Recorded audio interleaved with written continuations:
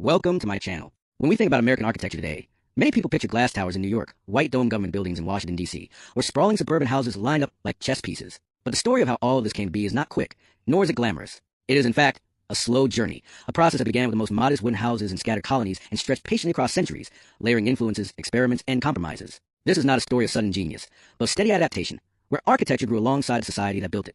Colonial beginnings, shelter first, style later. In the 1600s, when European settlers first arrived in North America, architecture was hardly about beauty. It was about survival. Most of the earliest houses were plain wooden structures, built quickly with whatever material was nearby. The settlers in New England, for example, had dense forests at their disposal, so they cut trees, split logs, and shaped rough boards into cabins. These were drafty, small, and dark. The roofs were steep, partly because snow was heavy, and partly because steep roofs were what many English settlers already knew from home. There was little time for ornament. These people were strangers in new land, often short on supplies and surrounded by uncertainty. Their buildings were about keeping out the wind, keeping in the heat, and storing the essentials of daily life. Architecture, in this first stage, was practical, repetitive, and not very pretty. Yet, even in this simplicity, cultural fingerprints appeared. The English colonists tended to reproduce the timber-framed houses they remembered from villages back home. In the Chesapeake region, where the climate was warmer, houses were built with more open porches. In the Dutch-settled Hudson Valley, brick-making traditions carried over from the Netherlands shaped sturdier walls and distinctive gable-end roofs. It was never about a grand design. It was about making something familiar in an unfamiliar place.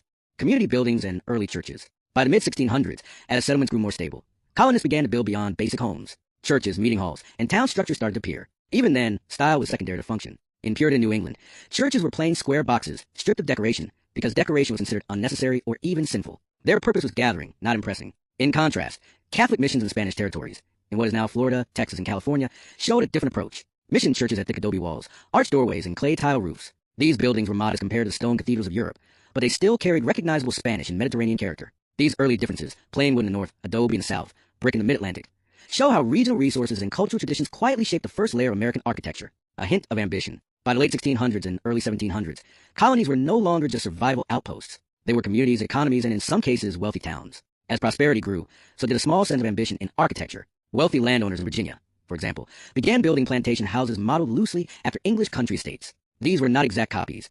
The materials were humbler, the scale smaller, but the intent was there. Brick began to replace wood in more permanent buildings. Symmetry, the hallmark of European classical design, started to appear in window placement and doorway arrangements. Suddenly, some houses had central chimneys, evenly spaced windows, and modest decorative trim. It was a faint beginning of architectural style, layered with practical needs of everyday shelter. Still, progress was slow. Colonists were cautious, supplies were limited, and cultural identity was still forming. Architecture reflected that. Useful first, decorative second. By the late 1700s, the colonies had transformed into a new nation. With independence came the need for identity, and architecture was one of the easiest ways to express it. No longer was it enough to build plain houses and barns. The new United States wanted to show stability, order, and permanence, and it wanted its buildings to reflect the seriousness of that ambition. The style that captured this mood was Neoclassicism, which drew directly from ancient Greece and Rome. The timing was not accidental. America's leaders admired the Roman Republic and the ideals of Greek democracy. They wanted the architecture of their government buildings to signal those same values. The federal style. The first wave of the shift became known as the federal style. It was not grand in the beginning. Instead, it was an evolution of colonial houses, polished with symmetry and simple decorative flourishes. Federal-style homes often had flat, brick facades with balanced windows, fan-shaped windows or delicate ironwork above the doors, low-pitched roofs and slender chimneys. A sense of order and restraint, without unnecessary decoration. In towns like Boston, Philadelphia, and Baltimore, rows of brick townhouses in this style appeared. They were not palaces, but they conveyed dignity. For a young nation, it was an architectural way of saying, we are organized, we are serious, and we are here to stay. Neoclassical grandeur. But for government buildings, modesty would not do. The early leaders wanted monuments. The Capitol building in Washington, D.C., designed in the late 1700s, is one of the best examples. Inspired by Roman temples, it had a massive dome, a broad staircase, and towering columns. Thomas Jefferson and George Washington both believed that these classical elements would connect America to a lineage of ancient republics. Other buildings soon followed. Courthouses, banks, and universities across the young country adopted this look. White columns became a symbol of authority. Brick structures were often painted white to imitate marble. Even in small towns, you could find courthouses with column porches, echoing the same ideals. Architecture and identity. This era shows something important. Architecture was no longer just shelter, and no longer just imitation of Europe. It became a statement. The United States used buildings to project its political philosophy. A Greek-style courthouse suggested justice. A Roman-inspired dome suggested endurance. Still, there was a slowness in spread. While the capital city built imposing monuments, much of rural America kept its wooden farmhouses. The contrast between the ambitious urban buildings and the plain countryside remained sharp. Architecture moved forward, but unevenly. Domestic life and the pattern book. While government architecture pushed for grandeur, everyday houses remained modest. Yet even here, a quiet shift was happening. Pattern books, printed guides with architectural drawings, circulated widely. These books gave carpenters and builders examples to copy. How to arrange a doorway, how to design a window frame, how to build a symmetrical floor plan. For the first time, ordinary families could bring a touch of fashionable style into their homes. They were still small, practical houses, but with more polish. A curved fanlight over the door, narrow columns at the entry, Balanced, orderly windows. The federal style, spread by books, became a kind of shared architectural language. The South and the plantation house. In the southern states, a particular variation took hold, the plantation house. Influenced by both classical ideals and a hot climate, these homes often had wide porches or verandas, supported by tall columns. They looked grand, but their function was practical too, providing shade and ventilation in the heat. These houses symbolized wealth and status in the South, while also showing how classical forms could adapt to different climates. Yet, behind their symmetry and beauty lay the troubling foundation of slavery, which made such estates possible. The architecture reflected not just style, but the economic and social structures of its time. Slow, steady transformation. By the early 1800s, American architecture had stepped out of its purely colonial shell. It was still slow, still cautious, but it carried a growing confidence. The federal and neoclassical styles made the United States look both orderly and ambitious. A visitor arriving in Washington, D.C., or Philadelphia would see wide boulevards, columned buildings, and domes reaching toward the sky. Yet, riding only a few miles outward, that same visitor would return to landscapes of simple farmhouses, wooden barns, and small churches. This was the reality of American architecture at the time, a mixture of practicality and aspiration. Simple homes paired with grand public monuments, a shift toward ornament. By the mid-1800s, the United States had grown rapidly. Cities swelled with factories, railroads, and immigrants. Prosperity touched more households, and there came a hunger for style that went beyond the disciplined simplicity of the federal era. People no longer wanted just order and balance. They wanted decoration, detail, and individuality. This change opened the door to what we now call the Victorian era of American architecture. Named after Queen Victoria of Britain, who reigned from 1837 to 1901, the term broadly describes eclectic, elaborate, and often showy designs that spread during this time. Unlike the plain brick boxes of earlier decades, Victorian houses had towers, turrets, carved woodwork, and paint in multiple colors. The influence of industry. One reason this shift was possible was the Industrial Revolution. New technologies allowed builders to produce decorative elements at lower cost. Instead of carving every piece of trim by hand, factories could churn out ornate brackets, railings, and moldings. Lumber could be milled precisely, glass could be made larger and clearer, and iron could be shaped into intricate patterns. Railroads also played a part. Materials could travel farther, faster. A decorative cast iron piece made in Pennsylvania could be shipped to a house under construction in Illinois. Suddenly, styles were not limited by local resources. Architectural ideas spread just as quickly as the trains themselves. Styles within the Victorian era. The Victorian period was not one single style, but a collection of overlapping tastes. A few of the most recognizable include Gothic Revival, pointed arches, steep gables, and church-like details, popular for both churches and country houses. Italianate, tall, narrow windows with rounded tops, wide overhanging eaves with decorative brackets, and sometimes even a square tower. Second Empire, known for its mansard roof, a steep roof with dormer windows, which gave houses a distinctly French look. Queen Anne, perhaps the most famous, with asymmetrical facades, wraparound porches, rounded towers, and colorful paint schemes. Each of these styles allowed homeowners to display personality, wealth, and modern taste. For the first time, a middle-class family in a growing city might live in a house that was more than just practical shelter. Their home became a stage for self-expression. Urban growth in row houses. In cities like New York, Boston, and Philadelphia, the Victorian influence shaped entire neighborhoods. Long rows of townhouses were built in variations of Italianate and Queen Anne styles. While these houses shared walls and tight spaces, builders gave them distinct facades to avoid uniformity. Tall windows, stoops, and iron railings gave streetscapes their recognizable rhythm. These urban houses were not just homes. They were symbols of rising middle-class prosperity. They suggested that the United States was no longer just a young nation experimenting with classical dignity, but a confident society embracing variety and flourish. Painted ladies and suburban dreams. Perhaps the most charming symbol of the Victorian era is the painted lady, the brightly colored, highly decorated houses that line streets in San Francisco and other cities. With woodwork painted in 3, 4, or even 5 contrasting colors, these homes stood as cheerful proof that architecture could be playful. At the same time, suburbs began to form. Railroads and streetcars allowed families to live farther from their workplaces, and developers sold parcels of land filled with ornate houses. These early suburbs promised a quieter lifestyle, while still showing off the proud complexity of Victorian design. Criticism and overload. Not everyone admired the new fashions. Critics argued that Victorian houses were too fussy, too cluttered, and sometimes impractical. Some complained that the jumble of towers, brackets, and colors created chaos rather than beauty. Yet for most families of the time, these criticisms mattered little. The ornate designs represented progress and comfort, and they captured the optimistic spirit of a country expanding westward and industrializing rapidly. A country of contrasts. By the late 19th century, the United States was a patchwork of architectural contrasts. In small farming towns, plain wooden houses still dotted the landscape. In booming industrial cities, brick factories rose beside rows of decorative Victorian homes. And in government capitals, white column courthouses still nodded back to classical traditions. It was a period of layering. New styles did not replace the old but joined them, creating a mixture that defined the American-built environment. The rise of the steel frame. By the late 1800s, America's cities were bursting upward as much as outward. Land in places like New York and Chicago had become expensive, and developers were eager to find ways to build higher without the limitations of traditional stone and brick. The answer came with steel frame construction. Unlike heavy masonry, which required thicker walls the taller a building grew, steel frames provided strength without bulk. With steel, a building could rise 10, 20, or eventually 100 stories into the sky. This was more than just a technical breakthrough. It reshaped the skyline and the way Americans thought about cities. The skyscraper was not just a building, it was a symbol of ambition, innovation, and modernity. Chicago, the birthplace of the skyscraper. The city of Chicago, rebuilt after the devastating fire of 1871, became the testing ground for these new ideas. Architects such as Louis Sullivan and the so-called Chicago School pioneered designs that emphasized verticality. Sullivan famously declared, "Form follows function," meaning that buildings should reflect their purpose rather than hide behind ornament. Early skyscrapers like the Home Insurance Building, 1885, often considered the first of its kind, stood only 10 stories tall by today's standards. But at the time, it was revolutionary. It proved that steel could carry a building's weight, allowing for taller and taller structures in the future. New York takes the lead. While Chicago experimented, New York City quickly became the face of the skyscraper. The city's dense island geography and booming economy demanded vertical growth. By the early 1900s, towers like the Flatiron Building, 1902, and the Woolworth Building, 1913, redefined the skyline. The Woolworth Building, called the Cathedral of Commerce, reached 792 feet, making it the tallest building in the world at the time. Its neo-Gothic design fused modern engineering with traditional ornament, reminding people that even radical innovation could wear familiar clothing. Skyscrapers as icons of power. These tall buildings were not just practical solutions to space problems.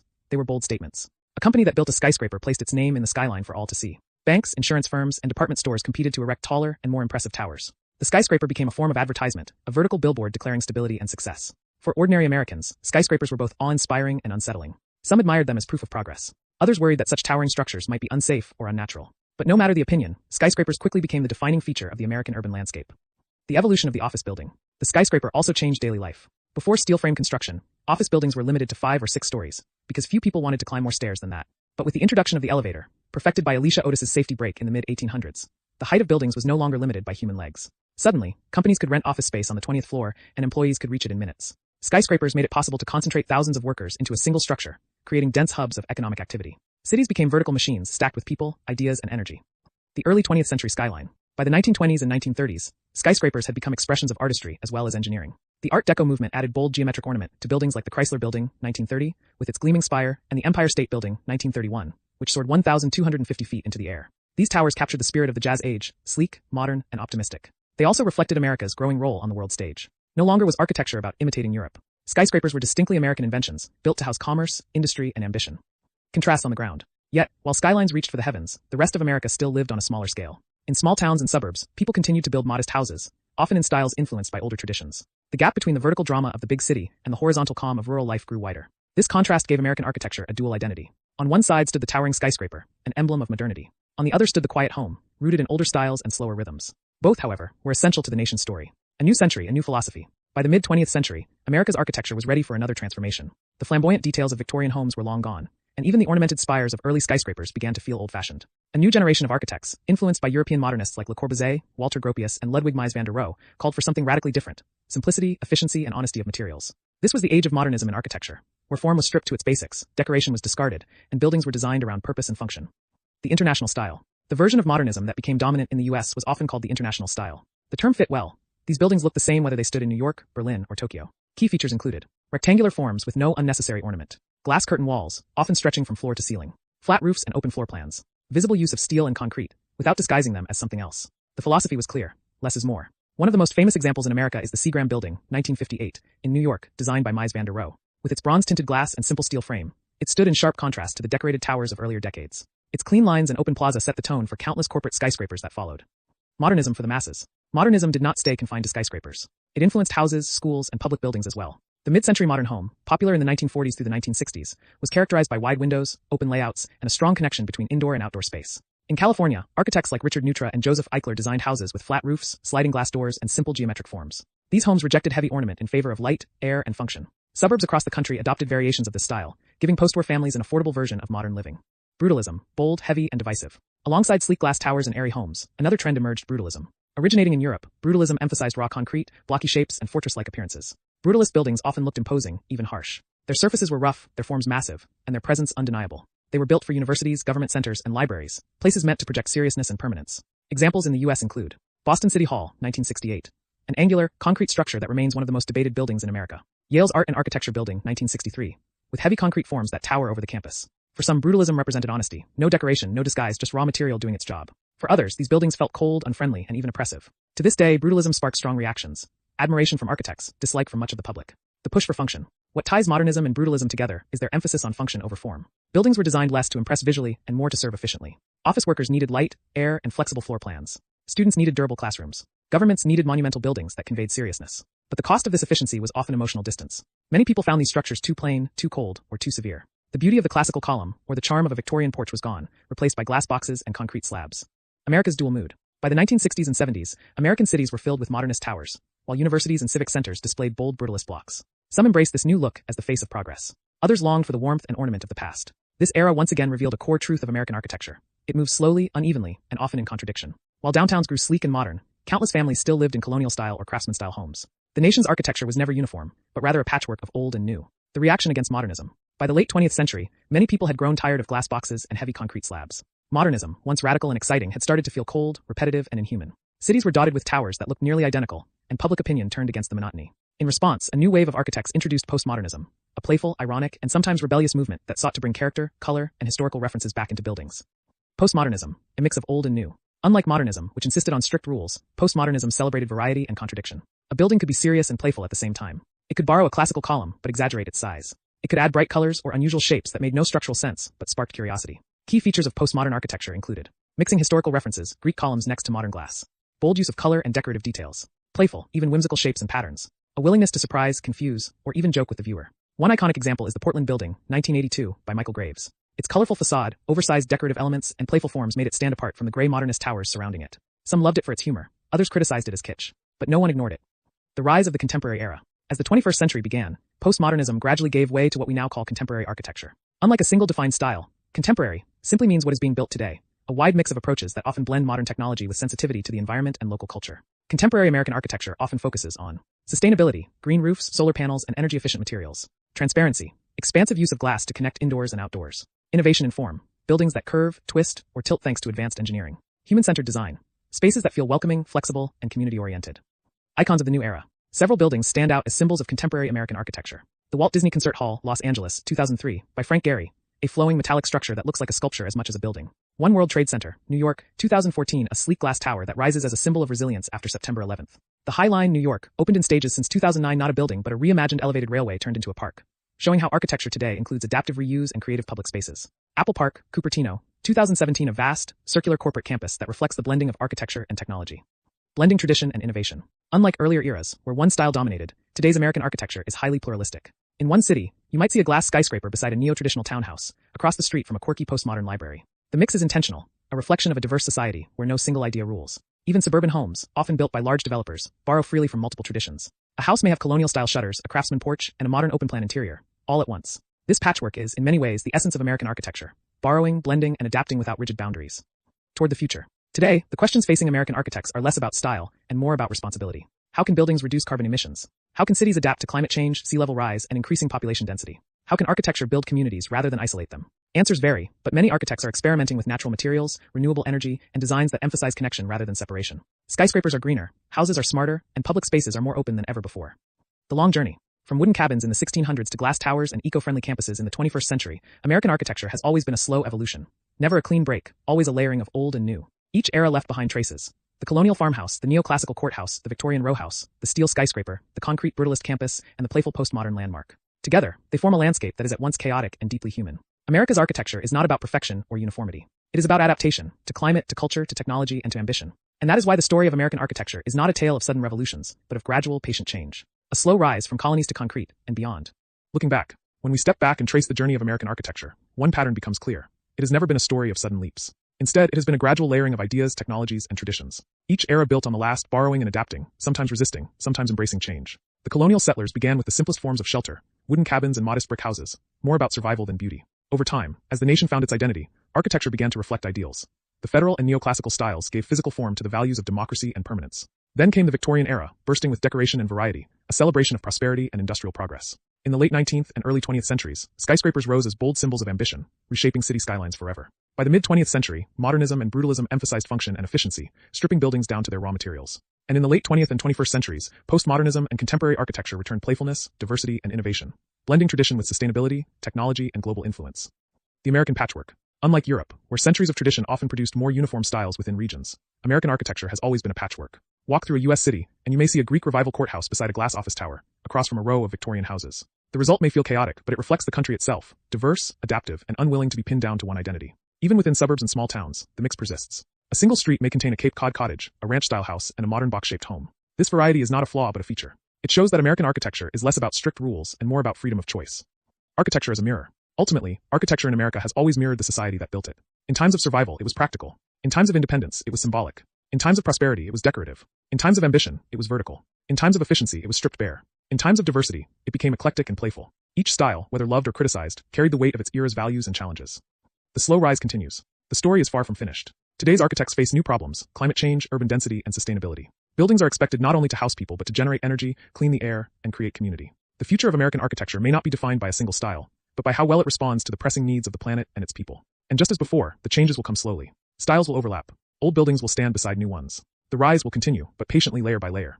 Final thought. So, when we look at the glass towers of Manhattan, the adobe missions of the Southwest, the Victorian painted ladies of San Francisco, or the concrete universities of the Midwest, we are not just seeing buildings. We are seeing history written in wood, brick, steel, and glass. It is a long, often quiet story, not full of sudden revolutions, but of steady adaptation. A story that reminds us that architecture, like America itself, is less about speed and more about persistence. A slow rise from colonies to concrete, and still rising.